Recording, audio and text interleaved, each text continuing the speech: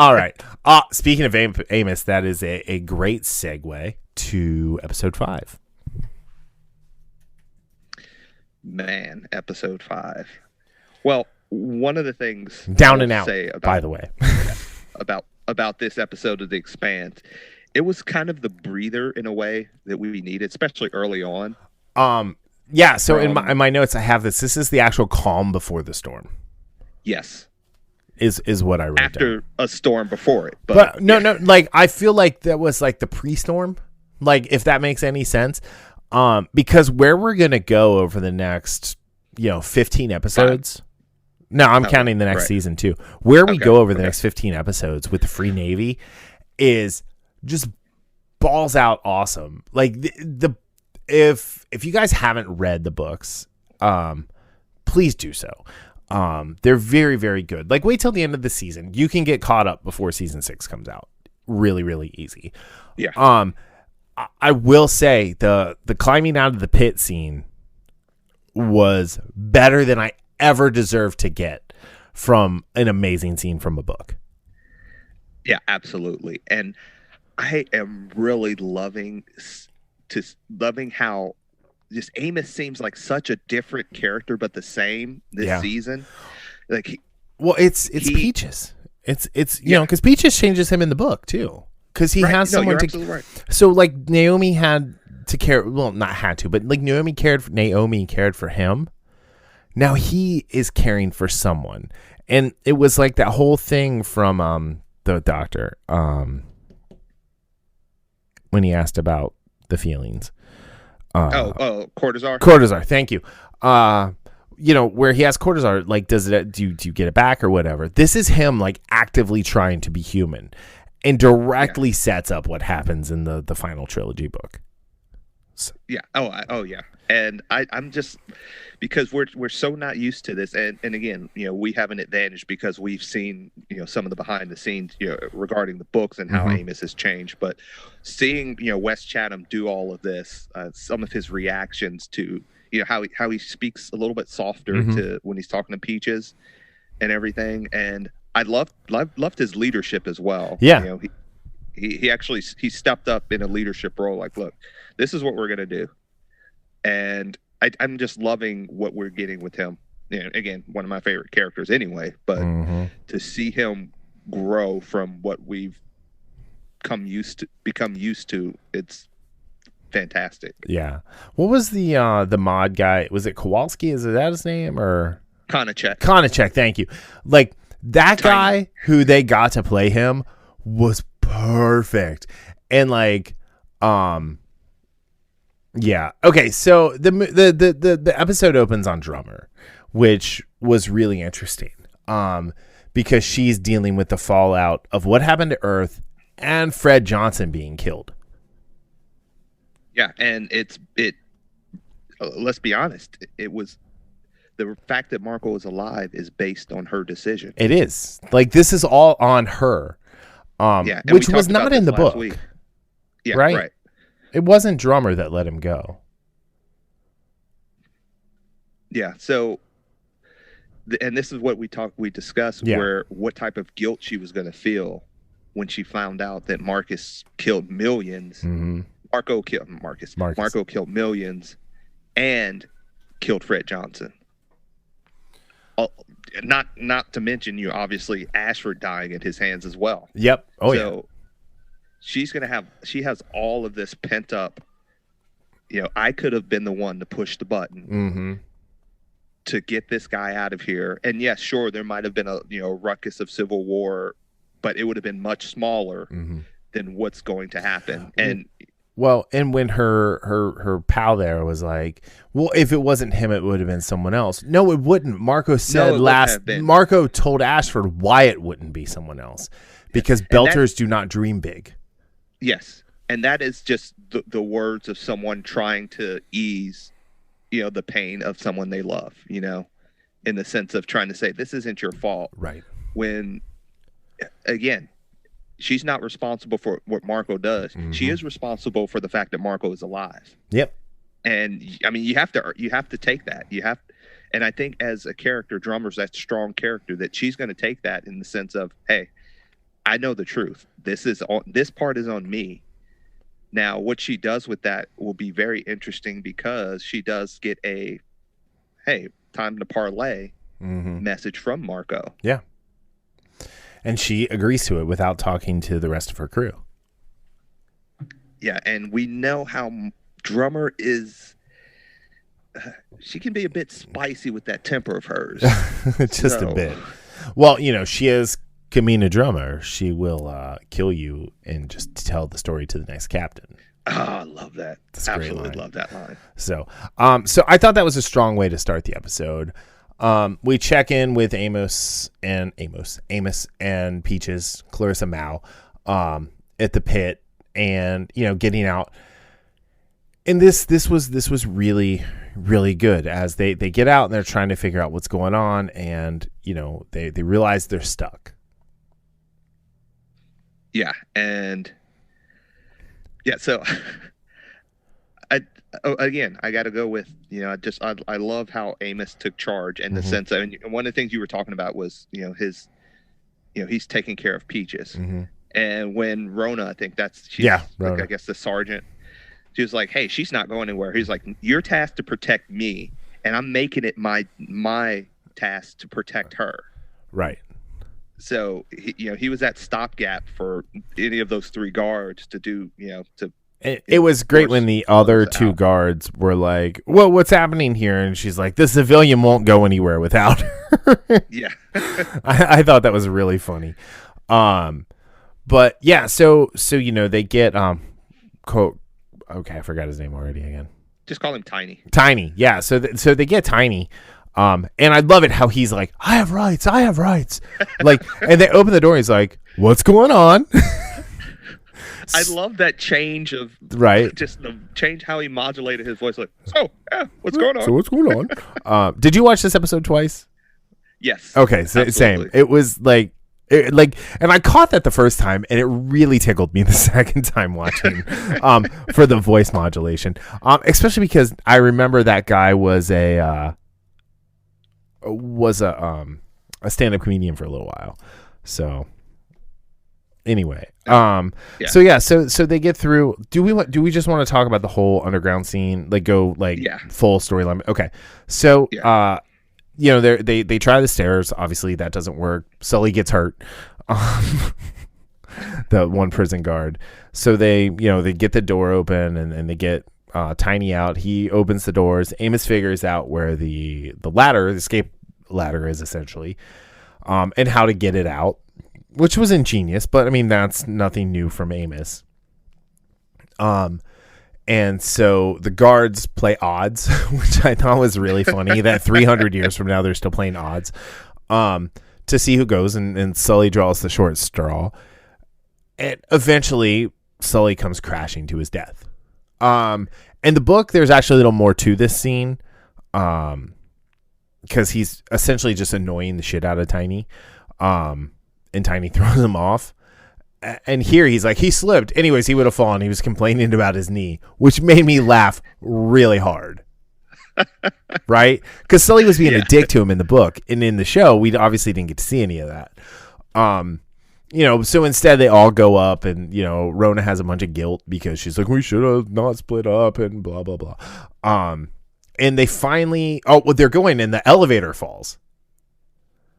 Yeah, everybody gets small. That was great. Although I'm kind of curious how the people above him heard that. Because it seemed really loud as that elevator was falling. Yeah, I barely heard what he said, honestly. But so they get to the top. Tiny kills one of the other guards, leaving Rona, the only living guard, and goes after Amos for calling him Tiny because he didn't like to be called Tiny. And Amos will probably. Oh, sorry. Go ahead. I was about to. This is the only time in the series you'll see Amos overpowered. Right. I was gonna say he finally met someone who he can't just like physically overtake. Yeah. Call me Tiny again. And he's about to drop him, and Rona, who had lost her gun previously, the guns are encoded to the people. She uses the other guard's gun and shoots him, and then Amos kicks him in the nuts from behind and does the sickest Brock Lesnar suplex. like just throwaway slam or throwaway release suplex there. So that was the first thing I said when that happened. I was like, Suplex City, bitch. So here's my question. So she used his hand, right, while he was dead. Why couldn't Amos have dipped his hand in that guy's blood and picked up the gun? You know what? Did you think that too? The second time around, I thought that up because, especially looking at Sully's head, I was like, why didn't he just kind of coat his hand in the blood? So I thought it when I read that scene in the book, because they talked about the blood pooling everywhere. But like it really hit me in the show, especially because he picks the gun up, which I don't know if he did in the book or not. But yeah, so they're up there. Rona's like, this was supposed to be on a weekend with my kid, and he's like, well, go find your kid. And now they have to. Peaches and Amos are about to make their trip to get off of Earth. Yeah, and one of the things in not in just the scene, but just overall, I'm really curious to see how quickly things progress to the next step, to them getting off, getting back, getting off Earth and all of this stuff. So that's one of those things I'm still not. So I don't think it'll be as drawn out as it was in the book. Like I think they're gonna go find like the space yacht like they did, but I don't think it's gonna be like the roving band of marauders or anything like that. I think he's like Eric is in the next episode. It's already in the the notes for what's coming out. So, but so he's gonna go back to Eric, and Eric will help them figure it out. But yeah, all right. So then we get back to Tycho, and they're interrogating Saki, and Bull and Holden are essentially yelling at the guard because he goes, she kept smiling at me. I love what Bull's response was. It's like, stop trying to think, but because you suck at it. You were so bad at it. So, but he uses much spicier language. Yeah, he does. And they open the door, and Saki's face is just covered in blood, and she spits a mouthful of blood out. And she was holding that, like just waiting for someone to come in for the effect of that. They are trying to talk her to about why she did what she did. I thought it was interesting that she called Fred Johnson a tourist. Yeah, which is funny because when she said that, I'm thinking he did more for your people than nearly any other belter that has been out there. He legitimized the belt. Yes, he really did. Yeah. And and what I wrote down for this is she's a reminder that for fanatics nothing is ever enough. Mm-hmm. Calling Fred a tourist despite what he did for them, he's not one of them. So what he did is she delegitimizes it by saying he's a tourist. Yeah. So and they're talking about where Marco is and like what Marco is, and then Holden says to Bull, "Let's get the Rossi and go hunting." And she says, "I'll see you when you get back." Which, how Holden didn't pick up on that? My thing is, look, if she did this to Fred, the first thing I would have thought, damn, she worked on the Rossi all this time. Right. She was in there with unfettered access. So they get to the Rossi and they're starting it up. And I will say, when he said, who's going to pilot it? And Bull said me. I feel like I really hope we're not missing out on a really great character from the book. Because if you remember, there was the younger kid that piloted the Rossi while Alex was off with Bobby, who then stuck around as part of the crew. And, as I've been thinking about this, it's like he could be the one who maybe replaces Alex as the whatever they're going to do to Alex with the impending termination of Kaz Anvar's contract, or I guess the already termination of Kaz Anvar's job on this show. I don't want Bull to stick around as the pilot of the Rocinante. Yeah, I mean, I don't get me wrong. I really like Zuniga. Yeah, I love him. But to your point. And again, who knows? Maybe we see this character come in an episode, or I don't know. I'm not sure because, again, one of the things the show tends to do is, take a couple characters and, mash them together. Right. So, and we haven't met the coding wonk yet for that, holding the high orders to go through all of Monica's stuff with Monica right. and like put together like all the missing ships and like really figure out what the Free Navy is, which I assume is going to be this season because it seems really weird to wait till next season to do that. So maybe that character could be like, they could mix like that girl and the kid as the pilot. And maybe she's the new pilot of the Rossi. I don't know. Yeah. And I'm not sure, honestly. But again, one of the things I do like about this show is that they make changes to the books, and generally speaking, the changes, I can't help but give thumbs ups. Yeah, no, I mean they've really worked. It's just one of those things where I don't know. And kind of to spoil a little bit of Naomi or the Rossi, Naomi is able to get a message to James just in time to keep the Rossi from blowing up. And we'll discuss that when we get to Naomi's part. So we have Alex and Bobby in the Screaming Firehawk out there following the the Belters and the Martians as they're trying to meet up. And, Bobby is just solely focused, like we've never seen her. Yeah. And, obviously Alex is wanting to try to get a hold of his crew and, his people. And she's like, we can't do anything for him. Right. He wants to check in because, yeah, but they have the proto-molecule. We can't do anything about that. We can do something about this. And yeah. And it's a relatively good prioritization on her part, I feel. Yes. Yeah, because if they can get some information on, and again, one of the things you said a few minutes ago is finding out what the Free Navy is. If any bit of information they can get on the ships involved and the people involved will help them in this fight, because right now their Earth and Mars are blind to what they're facing. They don't know, they know what Marco said, but they don't know how far this reaches. Right. So then they get into a really cool spaceship battle, or I guess chase with some fast movers. I love that. The missiles, they call them fast movers. I don't know why. I really, really like it. I think that's cool. I don't know if that's what they called torpedoes, or what they call torpedoes with submarines. But it just seems like something that they would use, a term they would use. And Alex does his Alex thing, and we leave them at the very end of the episode, having dumped the core and hurtling off into who knows where. Yeah.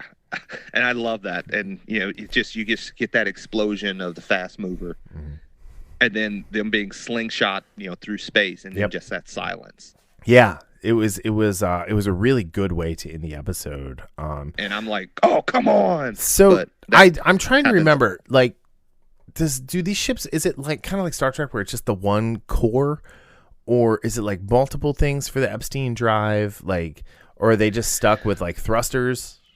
So again, I don't know about the normal ships, but this is a racing ship. Right. That's like it's a racing yacht. So I don't know if I don't know. I honestly don't. I would think that something that small probably just has one, right? Would just have one, right? Can we stop for a second and appreciate the Razorback Screaming Firehawk and the fact that it looks just like a shuttlecock from badminton? That's what it looks like. I was trying to figure that out. I mean, like I've been wanting to bring this up for a while now, but like as it was hurtling towards space, it's like that is definitely a shuttlecock. So, but just like it's I think it's a really good spaceship design. It doesn't have to fly in atmosphere, but like right. it's got all everything that it needs. Anyway, all right. So Naomi on the Pella. We get a ton of exposition here about Naomi's past. My favorite scene of the episode was when they're all in the cafeteria and Marco tells her she's free to go, and she goes, "All right, then I want to be taken to my ship." And he goes, "But you don't have a ship. You gave it to Philip, and points at Philip. It's like, dude, you are such a dick, and I love it. Such a dick. So good. It was so good though. It was such a good, like, the delivery of it, and like the whole, like, your wording and gravitas of that character, to know he's in complete control and he can do whatever he wants to mess with her. Yeah, and I thought it was interesting to see Sin actually gets pissed at Marco. Yeah. Oh yeah. Like, dude, you don't have to do this to her. Yeah, and we got to call out to her famous red kibble. Yeah. But it was also funny because Philip's like, no. Yeah. Which, again, Phillips gets his again, where Marco does when he tells Marco, you're angry at me. Yeah. He's like, no. And he puts him in that kind of like the headlock, like that brotherly type headlock, but it's being sort of serious. And he's like, no, disappointed. Yeah. The accent, his Belter accent is so great. Yeah. You know, and so Naomi storms off and she's trying to figure out what she can do to the Bella to sabotage it or get in touch with James. Sen comes by and tries to get help from her, and she kind of blows him off. She goes back to eat. And Oksana comes in and basically tells her the only way she's getting away from them is, you know, through an airlock. Yeah. And meeting the briny deep, as you will. Did you notice real quick when she's looking at her access? Did you notice that the only access she has was doors and corners control? Yep, I thought that was great. That was like, I'm surprised Thomas Jane didn't direct this episode. This episode was directed by Jeff Woolnough and written by Matthew Rasmussen. So both too new to this season, at least. Yeah, no, I did notice that. And that's kind of foreshadowing for what's going to happen with her later. But she goes back to Sin, or she pockets a knife, and she goes to kill Marco. Yeah, and Philip sees her and saves her. Yeah, and talk about and again, this is one of those things when we talk about how Alex is not for espionage. Right. Neither is Naomi, no. Because she looks so sus. Marco, I need to talk to you. And she's like leaning forward. It's like she would totally get the spike if it was Among Us. Yeah. You are the imposter. But yeah, you're right. Philip, and she doesn't realize it until they get in the elevator, and he's like, you should be lucky I took you out. Yeah. Because I just saved your life. So because Marco was waiting for that. Oh yeah, Marco knew what was happening there. But she goes to help Sin. She attacks him. She gets control of his pad and is able to contact Jim, and she saves him. And so she figures out after talking to Oksana that they put that code. Carol. What? Carol. Oksana is drummer. You're right. Sorry. When she talks to, is it Carol? Yeah, I don't know. It's Kar. Oh, you're right, Carol. I don't know why I keep calling her Oksana. Anyway, so Carol, yeah, she talks to Carol, and she realizes the code that she wrote to destroy ships is on the Rossi. So she gets in touch with Jim, and at the very last second saves the day. And while she's talking, Sen grabs her, and that's kind of where we leave with her, is them throwing her into a cell on the Pella, and she's yelling. And then did you notice the isolation mode? How like all of a sudden you can't hear? That was like the most heartbreaking thing. Yeah, and again, it was one of those things where I think I looked down and I just like her voice cut out. Yeah. And then I happened to look back up and I saw that, and it's like, whoa, that is messed up. So one really interesting thing I found about Naomi this season is she's back with like her old people, and she keeps slipping in and out of the Belter accent to the like kind of more like Britishy accent that she's been using the rest of the series. Have you noticed that? Mm-hmm. I haven't noticed that. I think it's a really great like character development for her, because she's trying desperately not to backslide to who she was, because she loves who she is. Yeah, and I'm kind of going over that in my head when we first got her, and that's a really good. That was one of those details that is pretty cool to see. This season totally makes up for kind of how they did Naomi dirty as the chief engineer on the Behemoth. Oh yeah. Like, I did not like that version of the character. Not that Dominique Tipper did a bad job. She still did an amazing job. But how that it's just character, what they gave her, what that character had to go through, because she turned on the Rossi crew and the Rossi crew turned on her, which that does not happen with those people, and so it just never worked for me. Right. So anyway. So this is like a solid 4.5 out of 5 Rossies. Yeah, I agree. And one thing before we stop, I think one of the more important lines, and this is going to come back to, I think, bite Marco, is when he tells Philip, he's like, feel what you feel, but you can't let those feelings rule you. Right.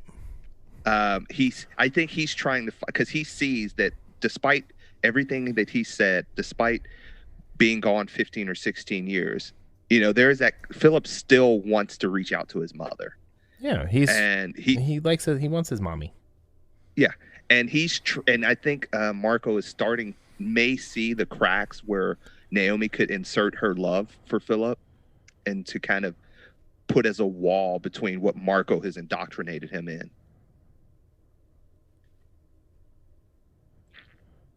Yeah, no, you're right. You're 100% right. I mean, and these are the cracks that we're seeing in the relationship between Marco and Philip. Yeah, oh, absolutely. So, cool. All right. Wow. That's a lot. All right. So, Wonder Woman, not so great. Could have been better. Maybe get writers next time. Yeah. Not Jeff Johns. Yeah, not Patty Jenkins, not Jeff Johns. The more and more I think about it, the more I think that, maybe the whole breakup between Patty Jenkins and Marvel was not as cut and dry as we're led to believe it is. Yeah. I'm surprised that Warner Brothers let a director tell them no. And I think maybe it's because it's, Patty Jenkins that they did that. And they're paying for that now. But if Wonder Woman would have been really good, actually, let me rephrase that. If Wonder Woman had been like good, I would have gone to see it in the theater. Oh, absolutely. 100%. But, thank you HBO Max for saving me $40 from having to go and take the kid and get popcorn and, all that stuff. Slushy. So you and your goddamn slushies. I want a slushie right now. Just go to the movie theater and buy a slushie. You don't even have to stay. Just go in and buy a slushie. I've actually seen somebody do that before. Go to Target. They have slushies at Target. Wow, I haven't been to Target in a while. Yeah, go to Target and get a slushie. Anyway, well, next time you come up here, I'll have a slushie waiting for you. That's what I like to hear, man. Anyway, hey, I treat my guests well, So anyway, yeah, I told you. I said I knew people in high places. That's not me. Not me. All right. Thanks to Julian and Matt for backing us on Patreon. If you guys want to join the infamous backer crew, I don't know, whatever. Check that out. Check us out on YouTube. We're blowing up. No, not really. I mean, but definitely like and subscribe to the videos on YouTube because we're posting them there, and there's more stuff that is coming to YouTube after the new year, or I guess this year for those of you who are listening to this, who aren't Julian and Matt, who are Patreons and get early access to episodes. You like that plug? I like that. Anyway, but yeah, Happy New Year, guys. Hope you had a safe and healthy New Year, and we'll be back later. See ya. Bye.